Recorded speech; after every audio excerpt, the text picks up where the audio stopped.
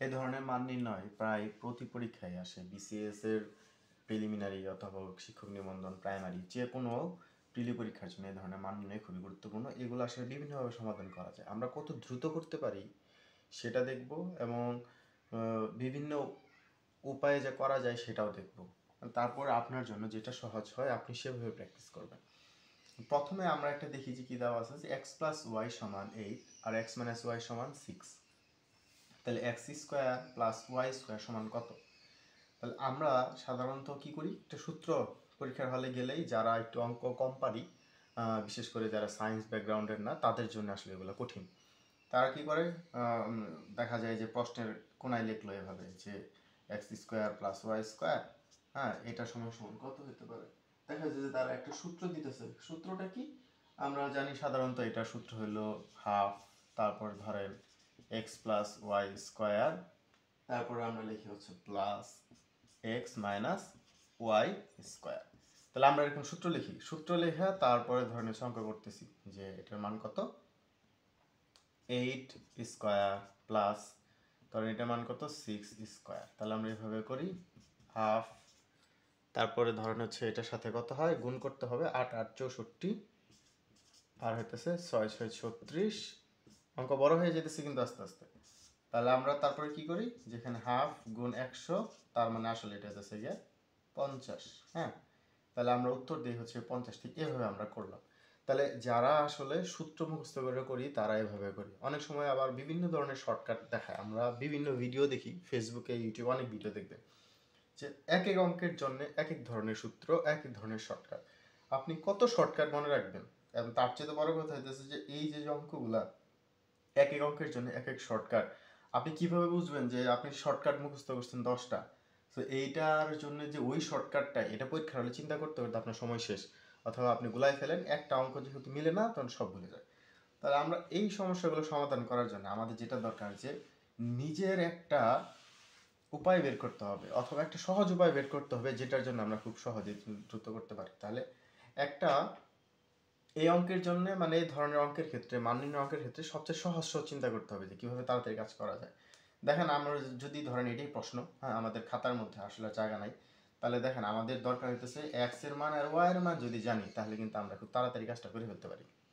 কিভাবে, যদি এক্স এর মান জানা যায় আর ওয়াই এর মান জানি তাহলে কিন্তু আমাদের আর সূত্র বসানোর প্রয়োজন নাই, তার উপরে স্কোয়ার করে দিলে হয়ে যাবে, এক্স এর বর্গ ওয়াই এর বর্গ হয়ে গেলে আমাদের হয়ে গেল।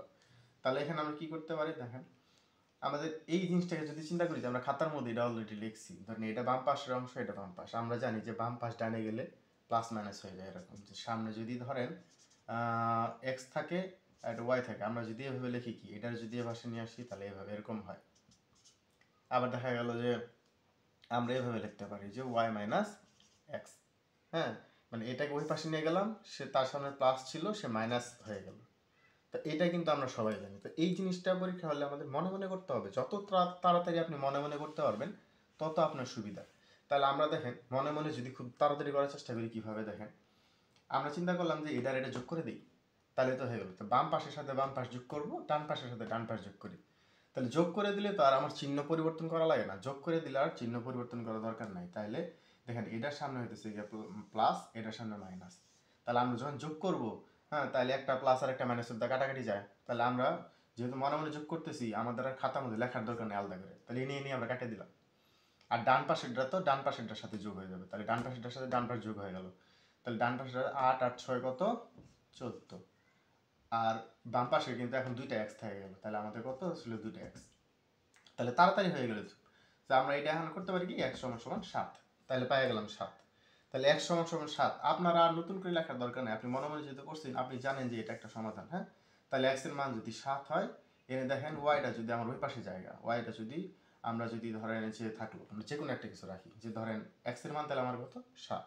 হ্যাঁ, তাহলে আমি ওয়াই এর মান যেহেতু আমার বার করা দরকার, তাহলে ওয়াই এই পাশে থাকলো, এক্স এর ওই পাশে পাঠিয়ে দিই, মনে মনে আমি পাঠিয়ে দিলাম। তাহলে 8-এর এই পাশে যদি আমি 7 পাঠাই দিই কত হইতেছে, 7 তখন যোগ আসলো মাইনাস হয়ে গেল, তাহলে এটা আসলে কত হবে 1।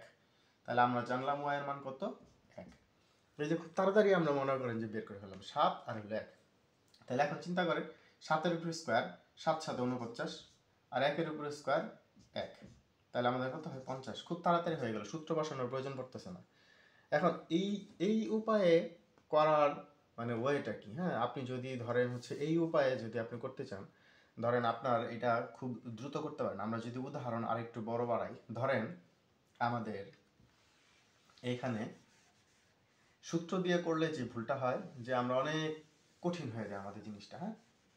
তো আমরা ধরেন হচ্ছে এখানে দিলাম যে x সমান 8, এখানে 8 না দিয়ে এখন দিলাম হচ্ছে 18।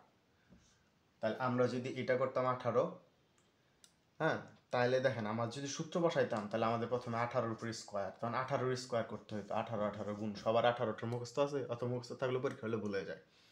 আবার ধরেন এটার হচ্ছে গিয়া ধরেন 36, তাহলে তখন দেখা গেল কি হতো 36 স্কোয়ার, তাহলে 36 স্কোয়ার করতাম, করে সে তারপরে যোগ করতাম, তারপরে আবার আমরা 2 দিয়ে ভাগ করতাম ওই যে আগের সূত্রের মতো, তাহলে জিনিসটা অনেক কঠিন হয়ে যেত।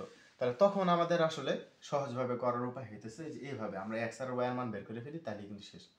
আচ্ছা আপনি আগের মতো যদি চিন্তা করেন, হ্যাঁ, যে আমাদের এটা হচ্ছে কি y আর এটা ধরেন হচ্ছে কি x, তাহলে আমরা আগের মতো চিন্তা করি যে এটা বাম পাশে আছে, এটা বাম পাশে আছে, তাহলে যোগ করে দিলাম, y কেটে গেল, ডান পাশে আর ডান পাশে আছে, তাহলে 36 আর 18 যোগ করে দিই, তাড়াতাড়ি যোগ করা দরকার।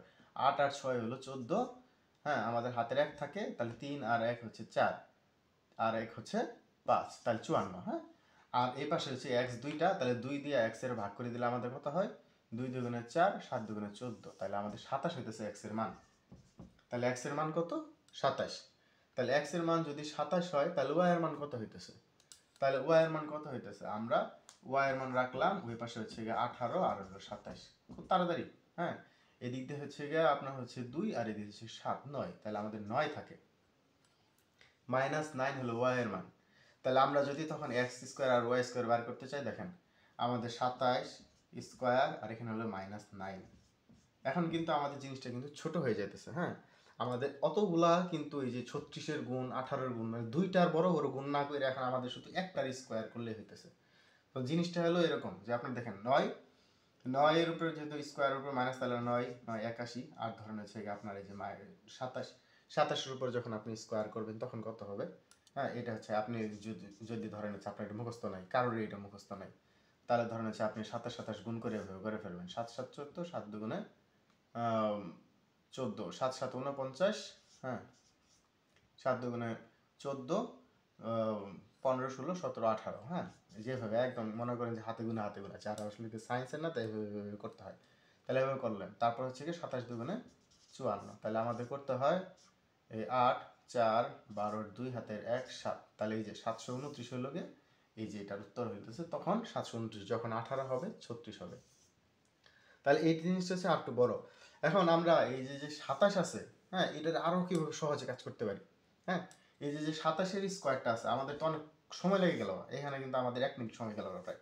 তাহলে একটা অঙ্ক করতে গেলে 1 মিনিট সময় গেলে এটাকে আরো আরো ছোট করি কিভাবে, আপনি যখন এরকম বড় হয়ে যাবে তখন কাছাকাছি চিন্তা করবেন যে এর কাছাকাছি কত আছে, ধরেন আমরা 30, হ্যাঁ, আর একটা হইতেছে গিয়া আমরা 30 থেকে 3 কম হলে কিন্তু আমাদের 27 হয়ে যেতেছে। তাহলে এটা কিন্তু আপনারা বুঝতেছেন যে আমাদের যদি এই কাজটা যদি করি যে আমাদের 30 -3 তারপরে স্কোয়ার, হ্যাঁ, এটা হলো আমার 27, এটা প্রথম কিন্তু জিনিসটা কঠিন হবে, কিন্তু পরবর্তীতে আস্তে আস্তে এই জিনিসটা আপনার জন্য খুবই সহজ হয়ে যাবে। তাহলে আমরা এইভাবে চিন্তা করতে পারি যে 30 থেকে 3 বাদে দিলাম 27 থাকে আমাদের। আবার আমরা এমনি যোগ করতে পারি যে 3 আর এখানে 7 মিলে হইতেছে 27। এইটা হচ্ছে যে আপনার প্রথম আপনার কষ্ট হবে, কিন্তু আপনি যদি কয়েকটা অঙ্ক এভাবে করেন তাহলে আপনার মুখস্থ হয়ে যাবে। ধরে নেন আমরা এভাবে করলাম যে আমরা কিন্তু আরেকটা সূত্র জানি এখানে, হ্যাঁ, যে a plus B whole square সূত্র হলো a square plus 2ab plus B square. তো সূত্র এখানে ফালাই দিলে জিনিসটা কঠিন হয়ে যায়, কিন্তু সূত্র চিন্তা না করে আমরা সহজভাবে চিন্তা করি, হ্যাঁ। মনে করেন সূত্র আপনি জানতেছেন না এটাই, তাহলে এভাবে যদি করি আমরা দেখেন স্কোয়ার, হ্যাঁ, 20-এর উপরে স্কোয়ার করলেন, আমরা সহজভাবে তাড়াতাড়ি করলে কীভাবে হয়, 2-এর উপরে স্কোয়ার করলে কিন্তু 4 হয়, তাহলে 400, বুঝছেন, 20-এর উপরে স্কোয়ার করলেন 400, স্কোয়ার করলে 0 2টা হয়ে যায়, তাহলে 2 2 4। আরও দেখেন আমাদের 7-এর উপরে স্কোয়ার আমরা জানি 7 7 49, বুঝছেন। তাহলে আমাদের আরেকটা কাজ করতে হবে কি, এই 2 গুণ করতে হবে, 7 আর 20 করে, 7 দুগুণে 14 140, ঠিক আছে, 2 দিয়ে করলে 14 দুগুণে 28, তাহলে একবার তাড়াতাড়ি করে ফেলবেন, এই যে এভাবে ঠিক তাড়াতাড়ি করতে হবে, যত তাড়াতাড়ি এভাবে প্র্যাকটিস করবেন তাহলে হয়ে যাবে। তাহলে আমরা কি করলাম, এটা এটার জন্য করলাম 400, এটার জন্য 49, ঠিক আছে, 7 7 7 দুগুণে 14, তাহলে আমরা চিন্তা করলাম যে 7 দুগুণে 14, ওটার আবার 2 করুন, 7 দুগুণে 14, 14 দুগুণে 28, আর হলো গিয়ে 0।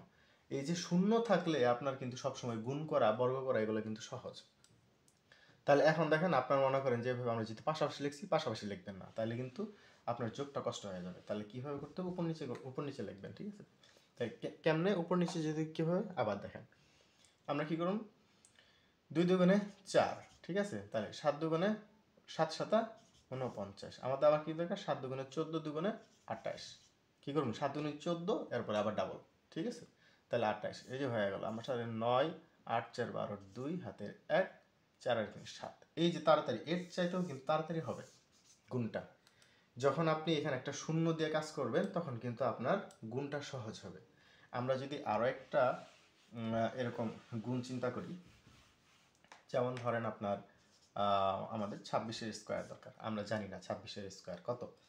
তাহলে আমরা কি করতে পারি, ধরেন 20 যোগ 6 স্কোয়ার। তাহলে কেমনে করলাম, 20 যোগ 6 স্কোয়ার, ধরেন আমাদের দরকার হইতেছে 2, তাহলে 2 দুগুণে 4, 2টা 0, যেহেতু 0-এর উপরে স্কোয়ার করলে 0।